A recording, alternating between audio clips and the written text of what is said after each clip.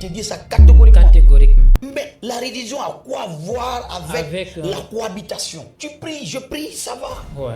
Le prix des maisons est tellement moins cher. Ouais. On te dit, tu as 2 chambres, salon, quelqu'un va te dire, il faut payer 100 000. Pour ceux qui connaissent l'importance de la comédie, elle est thérapeutique, tu comprends pas? Okay. Il va te dire, si tu ne dis pas ton nom d'abord, il ne va pas parler. Hein. Mais au moment où il veut faire le truc, la maison est là. Oui, c'est vite. Mais dès que tu dis seulement, je m'appelle, par exemple, Jean, oui. il dit, ah, tu es chrétien? Oui. Mais sauf que la comédie était déjà en moi depuis le début. Parce qu'il y a des personnes qui naissent avec, qui grandissent avec.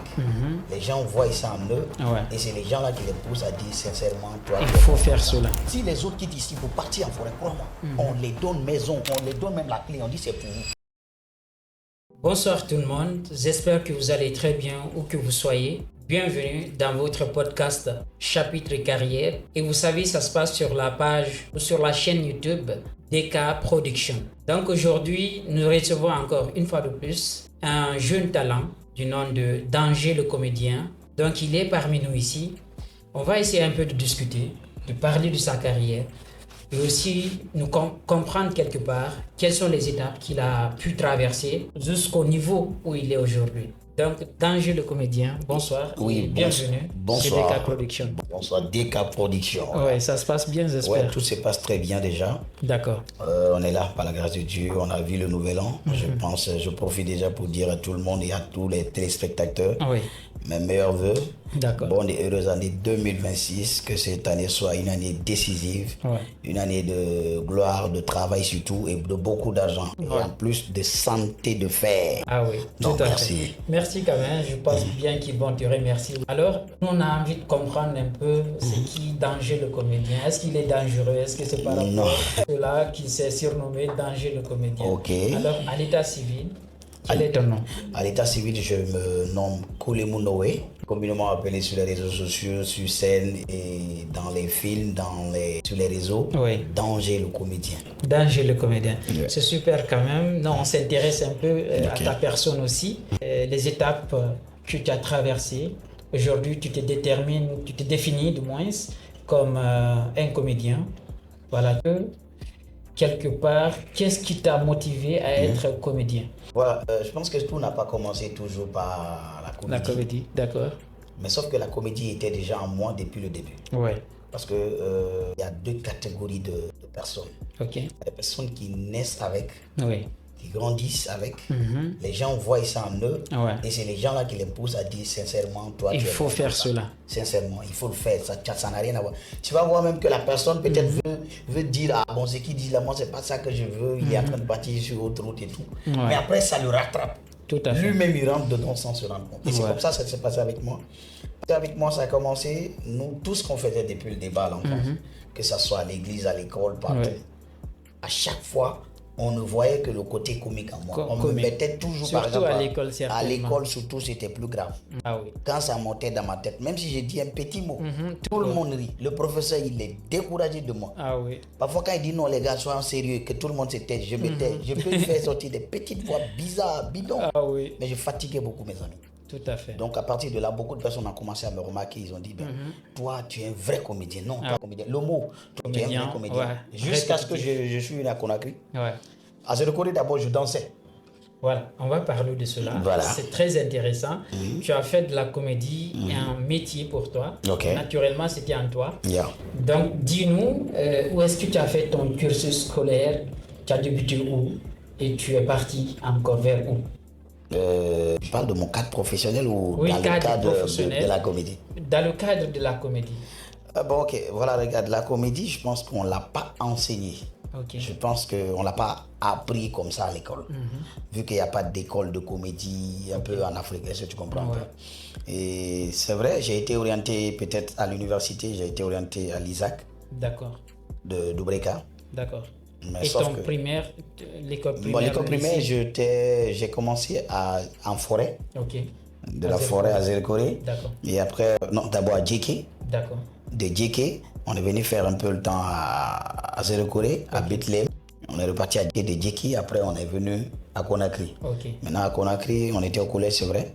On a continué jusqu'à maintenant, jusqu'à présent, on est là. D'accord. Voilà. C'est très intéressant. Et dis-nous quelque part, quels sont les défis auxquels tu as eu à rencontrer et tout?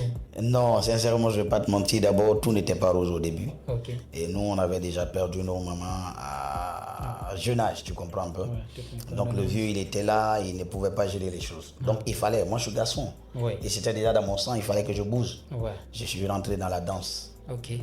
Donc j'étais devenu très fort. Okay. Le surnom danger est venu à partir de là. Okay. La danse. Okay. Parce qu'en ce moment, la danse, quand tu dansais, les gens s'exprimaient un peu à travers les danses. Il fallait avoir un surnom qui effraie pour que les gens disent hey, danger est là aujourd'hui. Ouais. Et donc tu fais des phases aussi qui vont avec ton surnom. Ouais. Donc à partir de là, je me disais, je m'appelais Danger. Ouais, très intéressant. Le danger, c'était simplement le danger. Ah ouais. Mais après, malgré que j'étais encore en train de danser, je faisais la danse comique. Tu comprends? Je me suis encore spécialisé toujours dans la danse comique. Sauf que quand je commence à faire les breakdance comiques et tout, les gens aimaient trop ça. Ouais. Et ça, même des fois, quand on partait dans les compétitions, après les chorégraphies, après les sorties individuelles et tout, quand je prends ma danse comique, ça explose. Fait éclater tout le monde. Voilà. Ah, donc, je me suis toujours dit, la comédie me suit dans tout ce que je fais. Ouais. Donc, après là, on est venu à Conakry maintenant. De Conakry, ici, à l'église, et les gars ont commencé à voir un peu ce que je fais. Il y a un gars qui m'a pris là-bas, il m'a dit, Chao, ce que tu fais là est bon. Si tu te crées une page et que tu te lances dans les trucs comme ça, moi, je ne connaissais pas trop. Il dit, tu peux devenir comme les Gou. Et c'était mon idole en ce moment. Okay. C'était mon idole, les Gou, par exemple, Gou Soutou. Après, Moussa Kofoui, les Kabakoudou, ainsi de suite. Je les kiffais, mais grave. Les Mamadou Togo, parce qu'ils faisaient des vidéos dans le temps. Donc, à partir de là, je lui ai dit, ah, mais pourquoi pas? Il m'a créé une page et c'est la page là que j'ai jusqu'à présent. D'accord. Là, tu viens de supprimer une de mes questions presque parce que tu l'as répondu. Je l'ai répondu avant. Okay. Ouais, j'allais te demander quelles sont ces personnes-là qui t'influençaient beaucoup plus, qui t'ont conduit à rentrer dans la comédie. Oui, tu as raison. Ouais. Bon, en fait, c'est pas qu'ils m'ont conduit à rentrer dans la comédie. Ils m'ont encore donné, n'est-ce pas, le courage. C'est-à-dire, ils m'ont fait espérer pour dire que non, ce métier, c'est ce que je suis en train de ressentir là, ou ce que j'ai là comme talent, ça peut devenir un métier pour moi, ça peut vraiment me nourrir, quoi. Est-ce que tu comprends? Parce qu'eux, ils le faisaient avec passion. Ouais. Et quand ils le faisaient, ils donnaient de la joie aux gens. Et moi, j'aimais beaucoup donner de la joie. Ouais. Donc, je me suis dit, pourquoi pas, n'est-ce pas, prendre l'exemple sur eux aussi. Tout à fait. Ça, ils m'ont inspiré sincèrement, je ne vais pas te mentir. Très intéressant. Voilà. Et il y a l'autre côté aussi, malgré que nous, on te suit sur les réseaux sociaux, quelque part, parce que moi, c'est là-bas que je t'ai découvert, bien avant... de se rencontrer, Voilà, de se rencontrer et tout. En plus de cela, c'est vrai, tu as parlé de quelque chose qui te suit tout le temps, c'est la comédie. Mais récemment, tu as fait une sortie sur les réseaux sociaux qui n'était pas du tout liée un peu à la comédie. Mais c'était un sujet très intéressant, social, très intéressant. Qu'il faut vraiment, quelque part, réadapter, revoir, en parler, voilà, dénoncer s'il faut. Je tiens à rappeler d'abord aux spectateurs, ceux qui vont regarder cette vidéo, ce qu'on va aborder tout à l'heure n'a rien à voir avec l'ethnocentrisme, n'a rien à voir avec la politique, c'est quelque chose de très social. Alors, dis-nous, par rapport aux ethnies, tout à l'heure tu avais dit que sur les réseaux du moins, ça veut dire que les Guerzés ont du mal à trouver ici le loyer. Ok. Tu vois, là où je veux flex. Hein? Oui. Voilà, cette injustice sociale quelque part me dit qu'il faut vraiment, qu'est-ce qui te choque? Voilà, merci. Et je pense que tu as touché un sujet déjà qui avait fait couler beaucoup d'encre. Est-ce que tu comprends un peu? Mais tu sais, nous vivons dans un pays où ce qui est réel, on sait, mais on ne veut pas en parler. Personne ne veut réagir pour que ça change. J'ai dit ici que, n'est-ce pas, quand tu es chrétien, quand tu es forestier, on ne te donne pas maison à Conakry. Ça, ce n'est pas une suggestion, quoi. Tout à fait. C'est une réalité, c'est une pratique. C'est-à-dire que c'est une culture même guinéenne, je vais te dire ça. Je ne sais pas pourquoi ils le font, mais ils sont animés par un esprit de haine.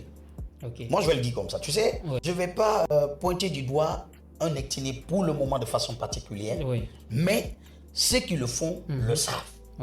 Est-ce que tu comprends? Tout à fait. Aujourd'hui, tu viens, tu veux trouver maison quelque part. Le gars te dit, tu ne dis pas ton nom d'abord, il ne va pas parler, mais au moment où il veut faire le truc, la maison elle est là. C'est vide, mais dès que tu dis seulement, je m'appelle par exemple Jean, il dit, ah, tu es chrétien? Ou bien tu viens d'où? Quand tu dis, bon, je viens de Zerkore ou bien de Massanta ou bien de Guéguédou, il dit, ah, ok, il ne va pas parler mal. Les clichés. Il va juste commencer à dire, ah, bon, sincèrement, la maison là, je ne peux pas donner. Il y a d'autres même qui vont jusqu'à te dire que, ah, non, on veut marier. Parce qu'il sait que où tu es là, tu n'es pas marié. Voilà, tu es dans une position, quand il dit au moins on veut marier, ça va casser un peu le rythme. Mais tu vois au fond que derrière ça, c'est pas une question de marier. C'est de la méchanceté, il veut juste pas te donner. Tout à fait. Il y a d'autres, tu viens, c'est sûr, tu parles, il te dit tu es chrétien, tu dis oui, il dit ah, on ne donne pas notre maison aux chrétiens. Il te dit ça catégoriquement.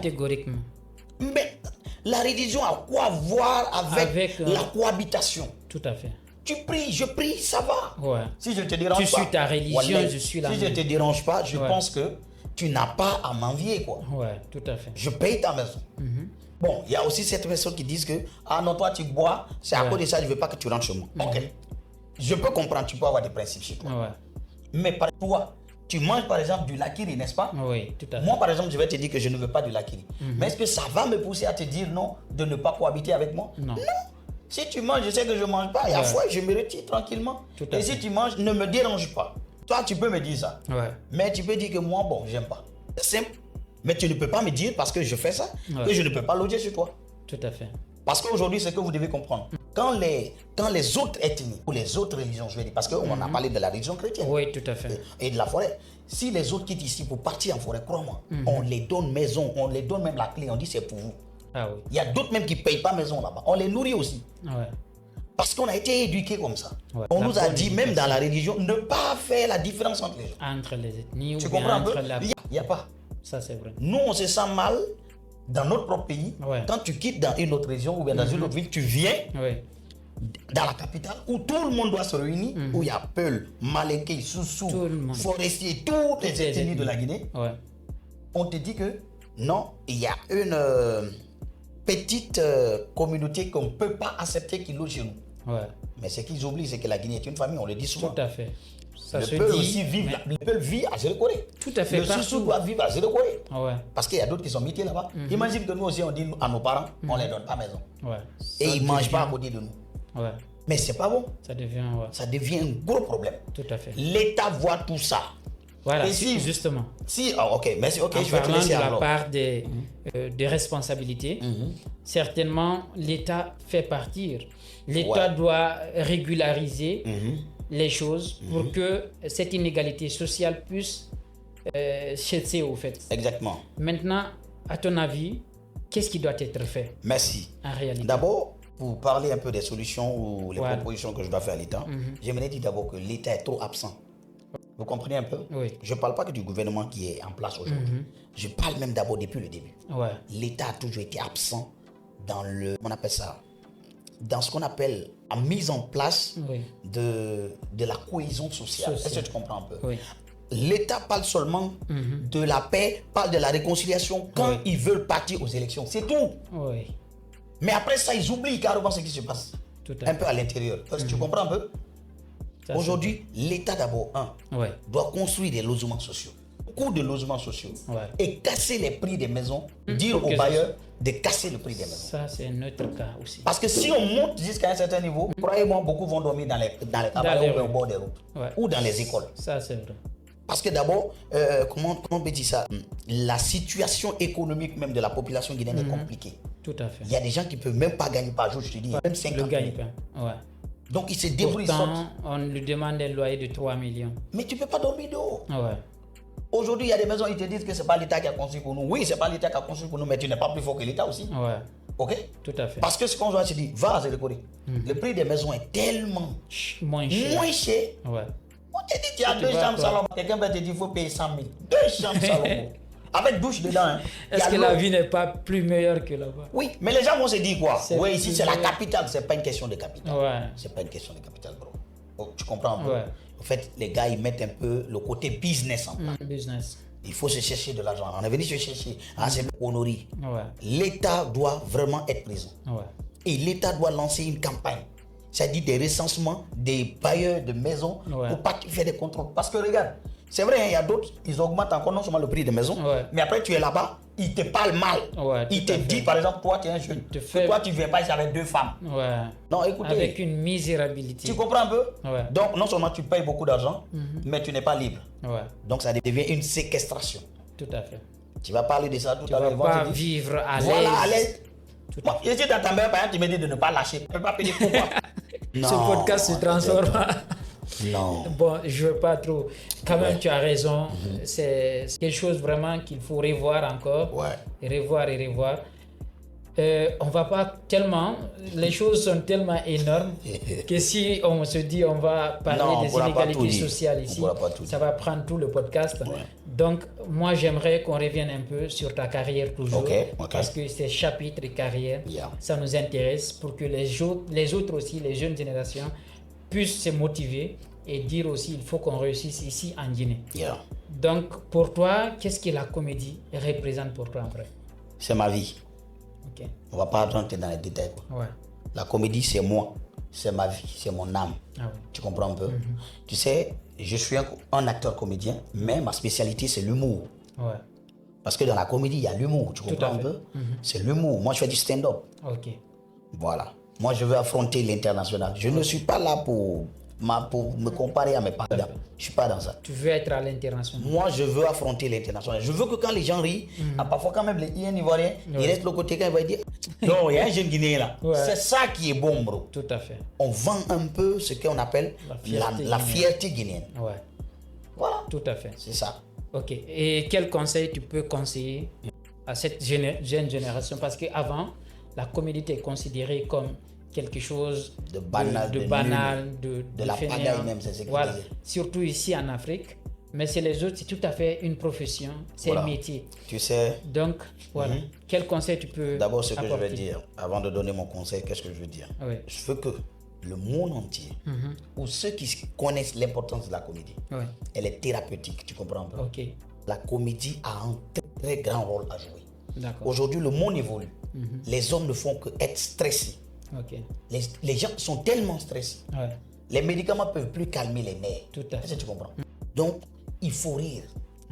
Mais pour rire, on ne force pas le rire. Tout à fait. Donc, c'est pourquoi nous qui avons, n'est-ce pas, ce don-là que Dieu nous a aidés à avoir le peu de côté comique là. Si on peut au moins les soutirer un petit sourire, ça va les sauver, ça les guérit. Et la plus grande partie du temps, quand vous partez dans nos pages, on nous remercie à tout temps. Ça fait du bien. Merci. Donc moi j'aimerais dire, n'est-ce pas, à ceux qui veulent, n'est-ce pas, embrasser, n'est-ce pas, ce métier, pour les dire quoi? Que la comédie n'est pas que seulement parce que vous voyez les gens font rire, ils s'habillent, ils disent non.